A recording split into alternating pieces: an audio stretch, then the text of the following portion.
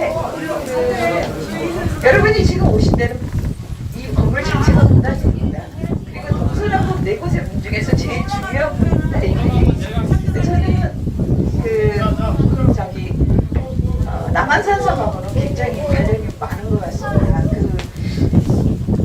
남한산성 해설사 선생님들이 오셨을 때도 제가 나갔고, 남한산성 지킴이 분들이 얼마 전에 교육생들이 오셨을 때도 제가 나갔고, 또 남한산성의 저자 김훈 선생님하고 저하고 두 번을 같이 만나서 토크쇼도 같이 서로 주고받고 이렇게 같이 거닐었던 그래서 인연이 많은데 오늘 마지막 결정판으로 남사모까지 제가 안내를 하네요. 제가 나오고 싶어서 나오는 건 아닙니다. 왜냐하면 저희는 초공호가 지정을 해야지만 나오게 되는데 이상하게 남한산성하고는 작은 인연이 많네요. 자, 이제 사설은 이제 빼고 우리 아까 우리 회장님이 회장님 칭찬 먼저 해야 되겠어요. 전 회장님이 그렇게 빈틈없이 준비하는 줄 정말 놀랐어요. 네, 지난번에 답사 오셔서 다 하시면서 이렇게 하는 거 보고 정말 놀랐습니다. 박수 한번 부탁드립니다. 박수!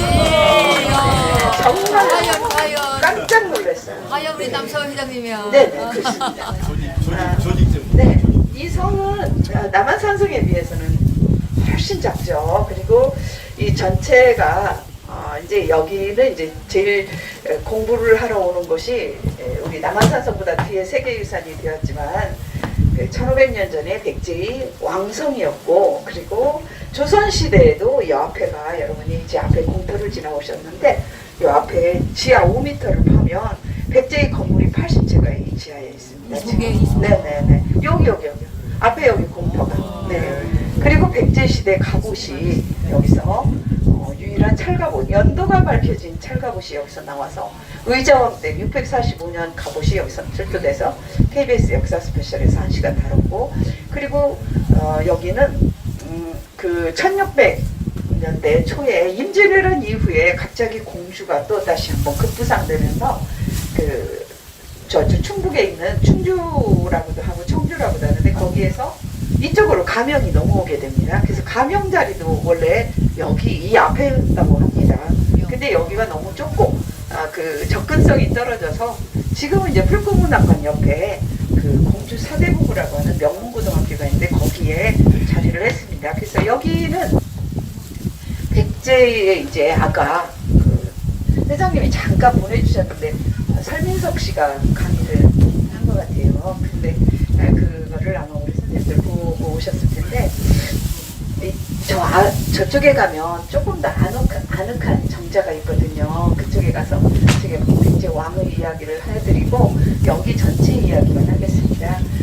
지금 이제 앞에 보이는 이 강은 이제 여러분이 보시다시피 금강이고, 여기까지가 강의 넓이라고 보시면 안 됩니다. 저 너머까지 강이라고 보시면 됩니다. 그래서 공주는 저쪽이 신도시, 이쪽이 구도심이 되는데, 저쪽 신도심에서 신도이면 세종시가 다서 세종시가 다 있어요. 공주는 지금 이탈리아 강이 굉장히 급속히 이루어져서 21년면 지금 10만 칸 정도 이루어지거든요. 그래서 이 강이 백제의 그 고구려의 공격을 방어하는데 이 강이 천연 해자의 역할을 하게 되죠. 475년부터 64년 동안밖에 538년까지 64년밖에 여기 백제의 왕도가 아니었지만 여기를 사람들이 찾아오는 거는 오늘 가신 무령왕릉이 존재하고 있기 때문에 그렇죠. 그래서 이 성벽은 지금 여러분이 오실 때는 돌로 쌓였지만 백제 때는 대부분이 토성이었습니다. 그래서 그 토성이었던 것이 임진왜란 이후에 여기가 이제 다시 가명이 넘어오면서 지금처럼 거의 대부분이 돌로 쌓아서 이 성벽의 전체 길이는 2660m지만 백제 때 쌓은 성은 동쪽에 465m가 남아 있습니다. 그래서 나머지는 이제 다시 개축한 거고요. 이 바닥을 파면 그 백제 때 그 성벽을 쌓았던 판축식 기법이 그대로 나오고 있습니다. 그래서 이제 그렇고 이 내부의 면적은 약 6만 평입니다.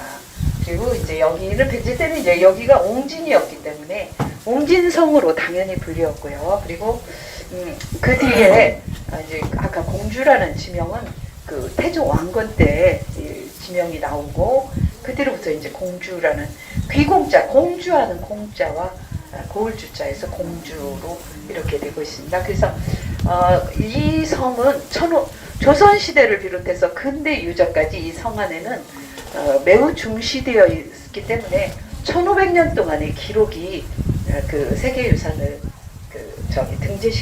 세계유산에 등재시키는데 많은 역할을. 475년에 고구려 장수왕의 공격으로 인해서 이쪽 한성에서 웅진으로 넘어올 수밖에 없었는데요. 어떻게 천도가 그렇게 이루어질 수 있을까? 그게 매우 학자들도 궁금했습니다.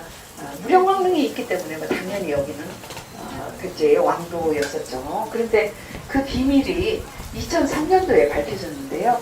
자, 아파트 너머 뒤에 수천리 고문군이라고 해서 이따 박물관에 가시면 그걸 볼 수가 있습니다. 거기에 나온 그 유물을 이렇게 고대를 연구하는 학자들은 그린 것은 땅속에 있다 이렇게 표현을 합니다. 왜 그러냐면 지상에 남아있는 건 탑밖에 없기 때문에 땅을 파야지만 유물이 나오고 그 유물을 가지고 그 역사학자 이에치카가 한 것처럼 역사는 과거와 현재와의 끊임없는 대화이다.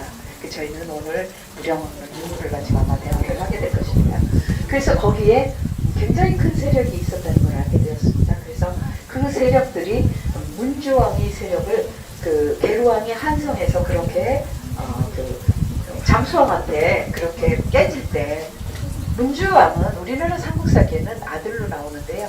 현재 역사가들은 동생으로 생각을 지금은 그렇게 합니다. 그래서 그 계루왕에게는 문주와 곤지라는 두 명의 동생이 있었습니다. 굳이 두 명의 동생을 언급하는 것은 그 문주는 그때 상좌병 국무총리급에 있었습니다. 그래서 계루왕이 저기 신라로 구원병을 청해오라 구원병을 데려오라고 신라 왕한테 보냈습니다. 그때 신라는 자비왕이 있었는데요. 그래서 이제 가서 아마 세종시쯤 왔을 때 이거는 이제 저희 충청도 쪽 학자들의 주장인 그 이론입니다. 저희는 주로 공주대학교 이론을 많이 따르고 있습니다. 그런데 그래서 이제 세종시쯤 왔을 때 형이 돌아가셨다는 걸 알게 된 것으로 이렇게 추정을 하고 있는데요. 그럴 때 저기 있는 저 강 건너편에 있는 저 세력들이 문주왕을 도와줬을 것으로 이렇게 추정을 하고 있습니다. 그래서 이제 어쨌든 문주는 이곳으로 내려왔는데 3년도 왕을 못하고 해구라고 하는 오늘날의 국방부 장관한테 사냥 나갔다가 시해를 당해버립니다. 그러자 이제 13살짜리 상근왕이 왕이 되는데 아버지를 죽인 해구를 죽여버립니다. 그런데 또다시 15살에 또 돌아가십니다. 근데 그러니까 이제 자식이 없죠. 그러니까 백제의 귀족, 그것도 귀족한테 당한 것으로 생각을 합니다. 그랬으니까 이제 이번에는 비가 오니까 그냥 계속 여기서 설명하겠습니다. 이해해 주십시오. 그래서 이제 그 다음에 동성왕은 또 어디에서 오냐면 일본에서 오는 곤지의 아들입니다. 그래서 아버지가 사신으로 16년 동안 일본에 가 계셨습니다. 그래서 아버지 따라서 일본에 있다가 이쪽으로 왕이 돼서 오는데요. 삼국사기에는 무령왕이 동성왕의 아들로 나오는데 지금 역사는 동성왕의 이복형으로 이렇게 하고 있습니다. 그래서 동성왕을 왕을 해서 이 위에 가면 임유각이라고 그 집이 있어서 오늘 이렇게 정말 이 공산성이 오늘 최고로 아름다운 때 중에 하나인데 거기를 낙엽을 밟으면서 이렇게 가보려고 했더니 지금 비가 와서 지금 문제가 생기네요. 비는 걱정하지 마셔도 산이 있어요. 그쪽에 그 동성왕이 이제 23년 동안 왕을 여기서 왔는데 활을 쏘면 백발백중 아주 대단한 신궁 소리를 들은 대단한 인물입니다. 그런데 아주 강하고 외교에도 잘하고 신라와도 교류를 위해서 이찬 비지 딸과 결혼도 하고 아주 잘했는데 22년 500년에 삼국사기에 나오는 그 백제에서 나오는 최초의 유각인데요. 그 임유각을 지어놓고 막 마음이 변해버립니다. 방탕하게 놀기 시작해요. 궁의 동쪽에 임유각을 5장이나 되는 임유각을 짓고 화려하게 연못을 만들어서 거기에다 뭐 새죽이고 물고기도 이루고 뭐 했다는 그 기록이 나오는데요.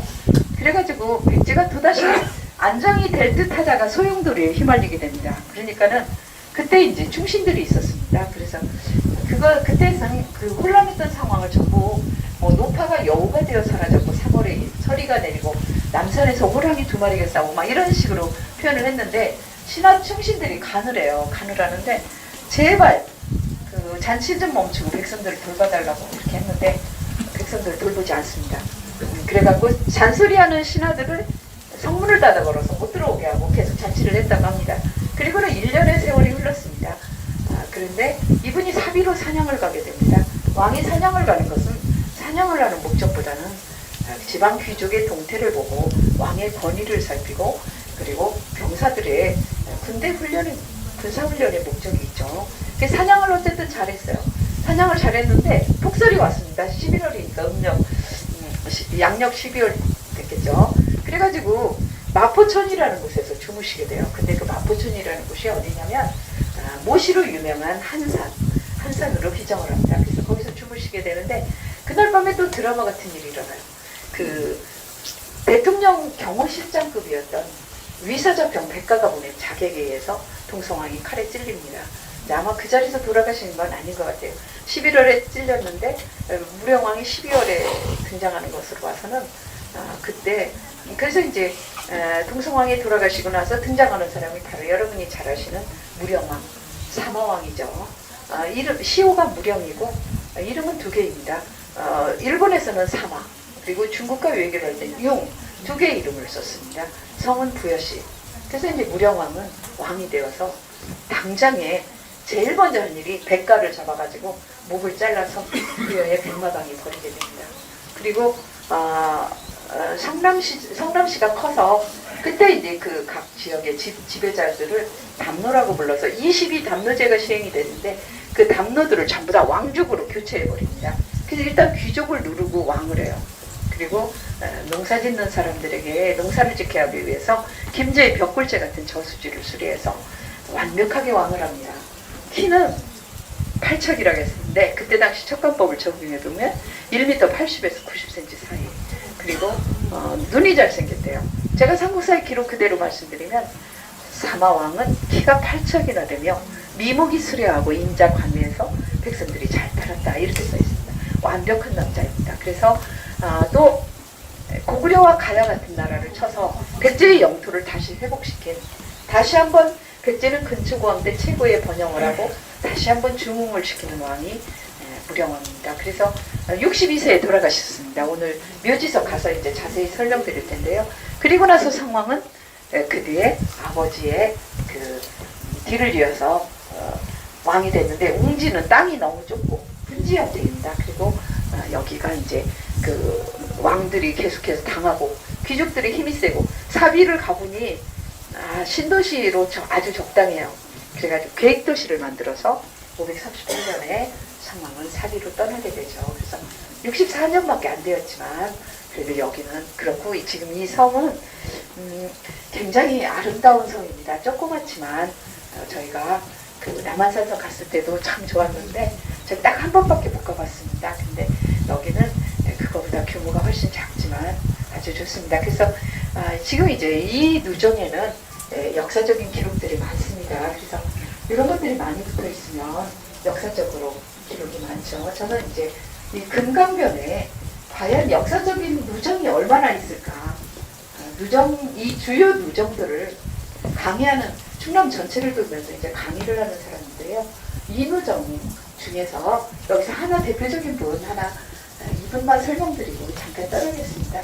김윤환이라는 분인데요. 종이 품이면 관찰사하고 직책이 똑같죠. 차관급이죠. 이분은 그 고종 황제 때 재산 총책임자였습니다. 왕실의 총책임자인데 공주에는 김갑순이라는 사람이 있습니다. 갑분. 아주 가난한 집 자식으로 태어나서 3만 평의 땅을 일군 그 김갑순의 아들과 이분의 딸과 결혼을 했어요. 이분은 무령갑부예요 원래. 근데 왕실의 재산을 담당하고 나서 재산이 더 많이 늘었다고 하니까. 근데 이분은 공주에 사시면서 봉사활동도 많이 했는데요. 이분 그 김갑순이라는 분은 그때 당시에 아들이 판사였어요. 큰 아들이 판사였는데요.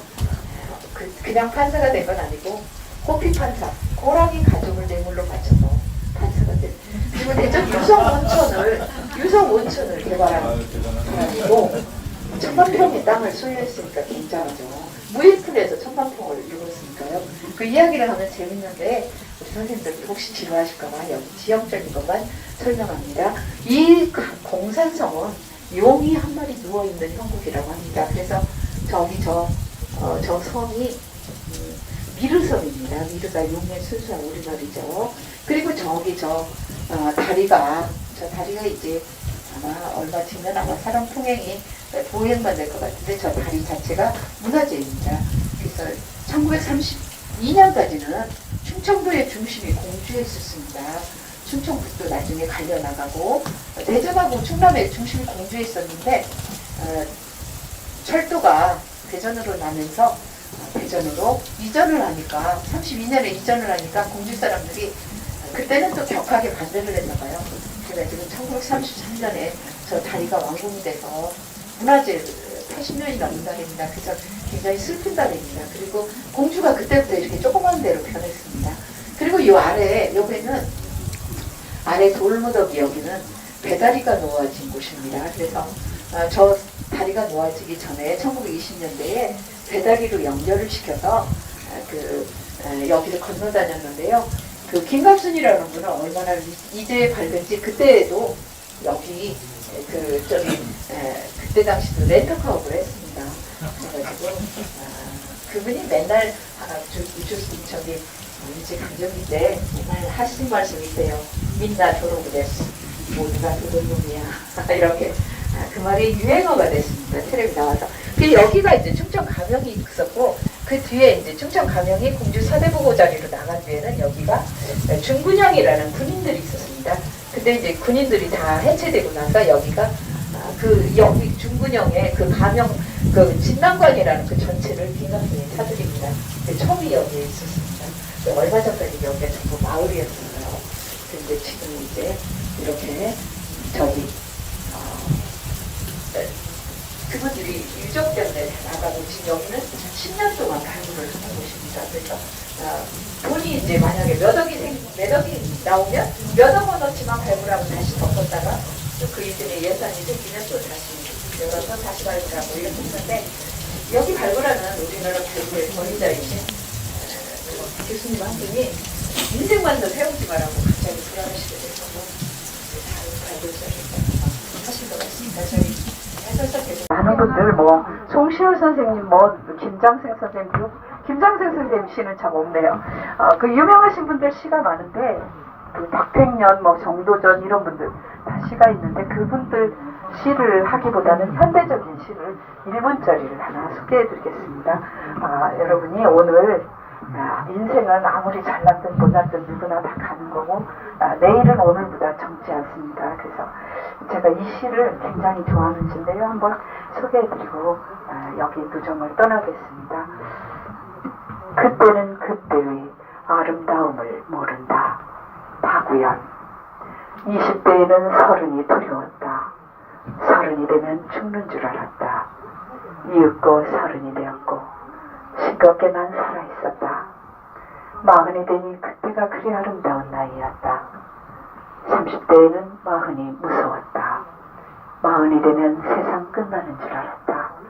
이윽고 마흔이 되었고 슬프게 난 멀쩡했다.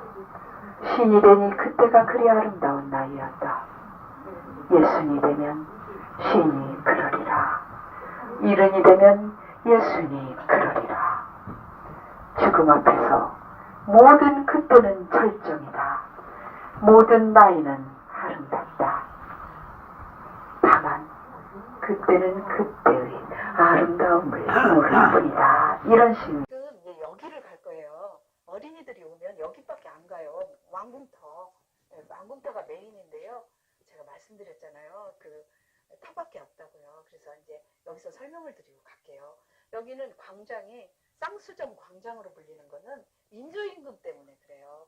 남한산성에서도 민조임금 사건이 있었잖아요. 그래서 여기는 잠깐 여기서 제가 설명을 드리고서 가겠습니다.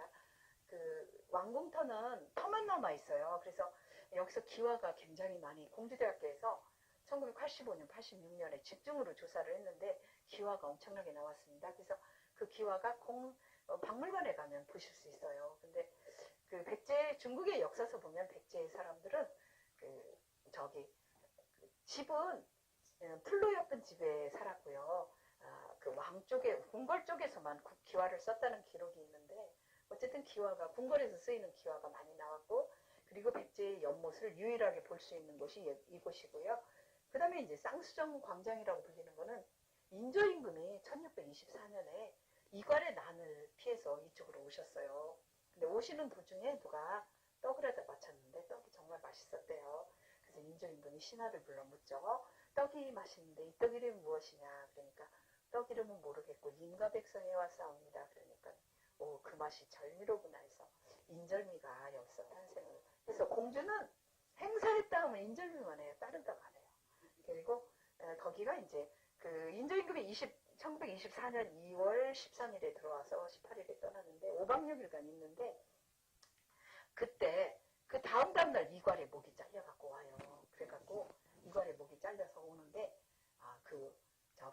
헌객례가 여기서 이루어지거든요. 왕에게 이제 목을 바친 6명의 목이 이제 도착하는데, 그래가지고 그 옆에 이렇게 이게 이제 쌍수정이면 양쪽에 나무가, 큰 나무가 2그루가 있었대요. 그 나무에다가 정삼품의 벼슬을 줬어요. 그러니까 그 나무가 죽었어요. 심장이 약했나 죽었어요. 속리산 정이품송은 그대로 있는데, 그래서 2그루의 나무가 있는 정자라서 쌍수정이라고 유래를 했다고 이렇게 기록에 나오는데, 이미 제가 보니까 역사책을 보니까 실록에 쌍수 영청이 있었어요. 여교세. 그래서 쌍수라는 말이 그냥 그때 비로소 나온 건 아닌 것 같고요. 그리고 인조가 떠나면서 이제 과거 시험을 여기서 치러요. 과거 시험을 치르는데 그 충청도와 전라도 사람을 상대로 하고 여기서 이제 서울에서 내려온 사람들은 과거 시험 기회를 안 줍니다. 왜냐면 패스를 못할까봐 그런 것 같아요. 이 지방 사람들이. 지금은 지방도 공부 잘하는데.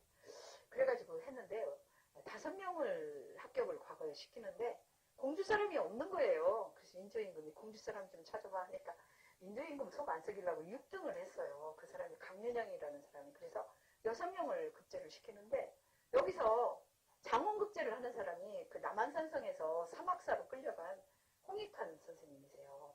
근데 그때 이름은 홍습이에요. 이름이 홍습이고 나중에 이제 홍익환인 것 같아요. 근데 그때 그 홍습 선생님을 생각하면서 제 생각에 거기서 과거에서 떨어졌으면 돌아가시지 않지 않았을까 생각을 해요.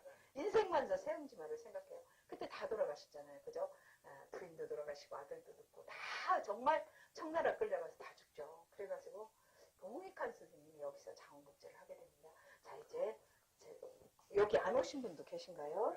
자, 50분에 시간을 맞추기 위해서 그대로 이동합니다. 하나도 찾지 못했습니다. 부여 세계유산에 등재됐지만 그것도 무령왕릉같이 결정적인 증거가 있는 건 아무 데도 없습니다. 풍납토성도 마찬가지고 지금 풍납토성이 전궁으로 지금 이제 굳어지고 있고요. 공산성, 그리고 부소산은 후원이고 부소산 앞에 거기가 세 개가 지금 전궁으로 이제 그렇게 하는데 무령왕릉처럼 결정적인 글자가 없습니다.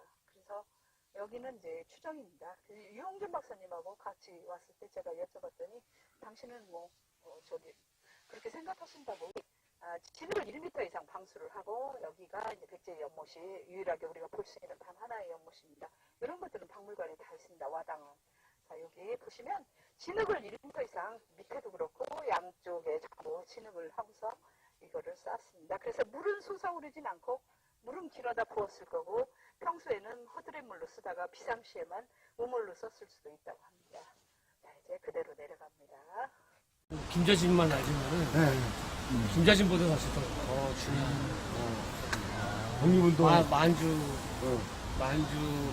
독립군의 오동진. 나 처음 듣는데 오동진 저도 참 총사령관이야 사실상. 그 북만주 쪽에 그 정의부라고 있는데 정의부의 총사령관. 근데 김자진 장군이 그 국립군 총사령부로 알려져 있죠. 그 3부가 있어서 3부가. 저 신림부, 창의부, 정의부 이렇게 있는데 신민부에서는 이제 김대중 장군이 제일 했고, 저쪽 정의부에서는 저분이 총살했어요. 이분이 여기서 이제 공주 감옥에서 옥사했다는 그건데 뒤에요? 그렇게 기록기는 여기 있다는 거는 여기 백제만 알겠지만은 독립운동사 한 사람들 대해서는 상당히 중요한.